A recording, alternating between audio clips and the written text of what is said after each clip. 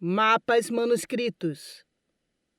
O material reunido nas páginas seguintes é formado por uma notável série de mapas manuscritos. Além da qualidade estética, esse tipo de iconografia é de grande valor histórico, cumprindo papel importante na constituição da matriz espacial brasileira em geral ou de cidades específicas como Salvador, desde as disputas territoriais à época da guerra com holandeses e, sobretudo, no século XVIII. Mapas foram estratégicos na mediação e legitimação política da coroa portuguesa no Brasil, usados em negociações diplomáticas e para projetar uma ocupação territorial que nem sempre encontrava respaldo na ocupação concreta do território. Tanto assim que havia um investimento da coroa portuguesa em aperfeiçoar as técnicas de representação e formar quadros de profissionais capazes de produzir mapas, plantas de fortes, entre outros documentos dessa natureza. Porém, essa documentação cartográfica manuscrita pode ser diferenciada dos mapas impressos. A razão principal é que, via de regra, a documentação apresentada aqui não circulou como os impressos, ficando muitas vezes restritos às gavetas de gabinetes de autoridades nos dois lados do Atlântico. Foram selecionados 5 registros entre mapas manuscritos e plantas dentro do recorte temporal do início do século XVII até meados dos 800. Abrimos a sessão com a carta geográfica do engenheiro holandês Jos Kuka, página 289, que é, com certeza, uma das joias iconográficas reveladas neste livro. Criado em um momento em que a cartografia luso-americana era assunto político, de caráter restrito e controlado por Portugal, este documento holandês de 1624 é uma das melhores representações de Salvador conhecidas até hoje. De perspectiva zenital, comum em plantas da capital dessa época, o mapa destaca a posição dos holandeses e do dique por eles construído no perímetro urbano, bem como indica a localização de igrejas, mercados e fortes. A produção seguinte é de autoria do famoso José Antônio Caldas, página 292. Nascido em família modesta em Salvador, entrou para a carreira militar como soldado de infantaria em 1745. Depois, tornou-se aluno da Aula Militar da Bahia, espaço fundamental da cultura cartográfica no mundo português do século XVIII. Seu ótimo desempenho o credenciou ao cargo de lente da instituição e depois de professor. Tornou-se, com seu trabalho junto ao governo português, um dos engenheiros militares mais importantes do século XVIII no Brasil. Sua produção iconográfica é bastante rica, assinando relatórios, mapas, desenhos e plantas do Espírito Santo, São Tomé e Príncipe e, sem dúvida, da Bahia. De sua terra natal, Caldas produziu um prospecto frontal da cidade de 1770, além de projetos para um novo cais no bairro Comercial, na Cidade Baixa, e diversas plantas de construções de defesa da Bahia. É desse último conjunto que destacamos a planta da Fortaleza de São Lourenço de Itaparica, construída no início do século XVIII. Nas palavras do autor da planta, tratava-se de uma estrutura militar irregular, distante cerca de 4 léguas da capital. Situada na ponta da ilha, a fortaleza defendia a entrada da barra do rio Paraguaçu e Jaguaripe.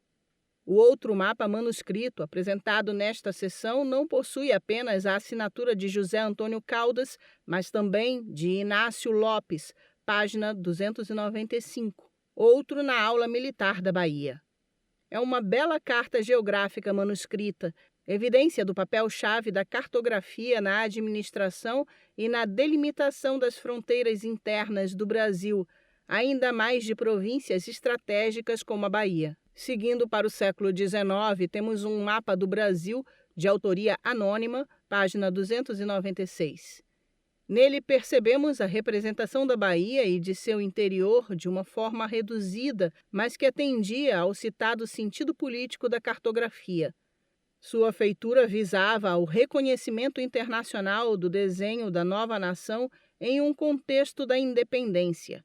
Outra carta da época do Império é a Planta do Arsenal de Guerra da Bahia, de 1851, página 297, um documento cartográfico de terrenos próximos aos órfãos de São Joaquim, na Calçada. Seu autor, Carlos Augusto Weil, foi membro do Corpo de Engenheiros da província e elaborou, por volta de 1846, o mapa topográfico da cidade de São Salvador e seus subúrbios, registro iconográfico fundamental e bastante divulgado da capital baiana do século XIX. Daniel Rebouças. Jos Cuca, plano da cidade da Bahia no Brasil. Guache e bico de pena sobre papel, 1624. 41,5 por 54 centímetros. Esta carta geográfica faz parte do Atlas Hollandia e Iconografia Gerum at Castelorum in Hollandia, que contém uma série de 80 desenhos, a maior parte em cores, de castelos, fortificações e importantes batalhas da Guerra dos 80 Anos. Todos os desenhos desse conjunto encadernado são anteriores a 1630.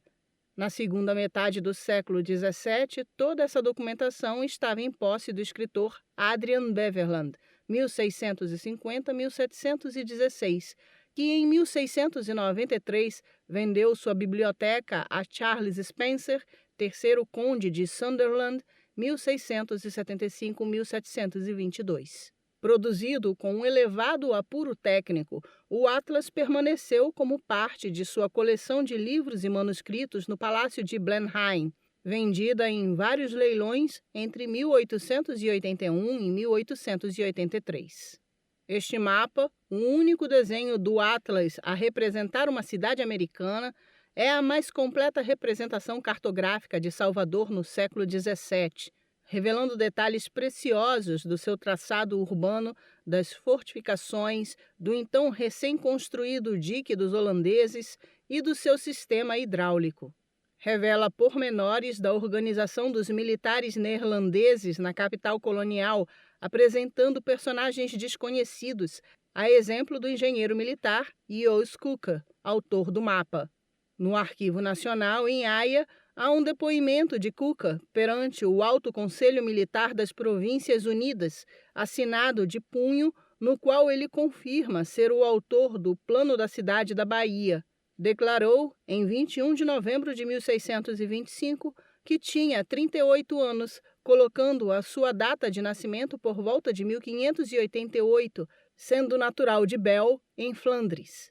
Sobre sua estadia em Salvador, afirmou o engenheiro que a cidade de Salvador foi fortificada com um reduto e também 2 zornaveques em cada uma das 2 portas, e nós não trabalhamos muito tempo, de manhã, das 6 horas até as 10 horas, devido ao calor diário.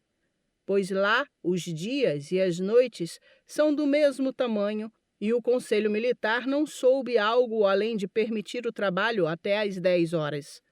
Arquivo Nacional de Haia, coleção Alto Conselho Militar e Conselhos da Marinha, número de chamada 1.01.45, inventário 251, folhas 287 e 288.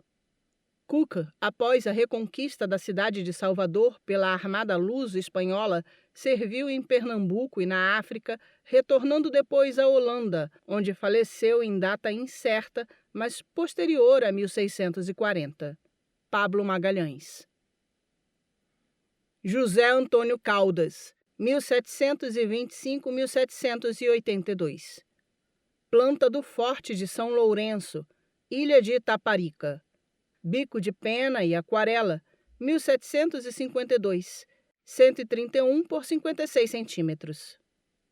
A planta da Fortaleza de São Lourenço, na ilha de Itaparica, é obra de José Antônio Caldas, um conhecido engenheiro militar que atuou também como urbanista e, muitas vezes, como arquiteto. Caldas, que nasceu e morreu em Salvador, executou, por volta do meio do século XVIII, vários levantamentos em tinta e aquarela que incluíam plantas em torno das fortificações na província da Bahia. Existe um exemplar completo do levantamento feito por ele das fortificações da Bahia na Biblioteca Nacional de Portugal, com 13 aquarelas de formato semelhante, contendo 2 figuras, uma vista transversal das fortificações e uma planta de suas instalações. O formato é geralmente semelhante e obedece ao mesmo padrão deste exemplar. Sabe-se da existência de pelo menos 2 coleções completas desses levantamentos, mas é provável que tenham existido outros exemplares, pois eram solicitados por diversas autoridades coloniais no Brasil e em Portugal.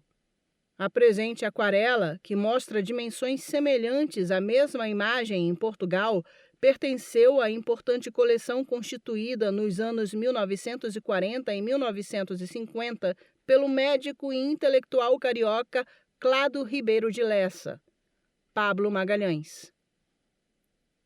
José Antônio Caldas, 1725-1782. Inácio Lopes. Carta topográfica das Minas Novas de Araçuaí. Com a divisa das Minas Gerais com a região das Minas Novas, pertencendo à jurisdição da Capitania da Bahia e do Rio Araçuaí. Bico de pena e aquarela, 1752. 131 por 56 centímetros. Feita pelos engenheiros José Antônio Caldas e seu aluno Inácio Lopes, da Academia Militar da cidade da Bahia, com autógrafo de Manuel Cardoso de Saldanha, esta carta topográfica oferece uma representação em grande escala da fronteira entre as capitanias da Bahia e das Minas Gerais.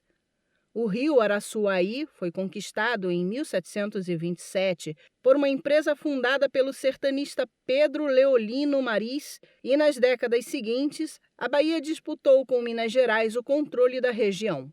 O mapa pretende assegurar que a bacia do rio Jequitinhonha e seus ribeiros auríferos estavam dentro dos limites da Bahia, fato verificável pelo posicionamento mais à direita da Rosa dos Ventos e a representação em maior proporção dos elementos que indicam a ocupação espacial ordenada das povoações acessíveis pelos caminhos, das lavras identificadas pelos seus donos, dos registros de passagens e dos destacamentos militares indispensáveis para evitar os descaminhos e o contrabando de riquezas da região. Pablo Magalhães. Anônimo. Mapa do Brasil com suas principais províncias. Bico de pena e aquarela, década de 1820, 29 por 38 centímetros. O mapa foi produzido possivelmente entre 1823 e 1826. A província de Sergipe já aparece desligada da Bahia, o que ocorreu em 8 de julho de 1820.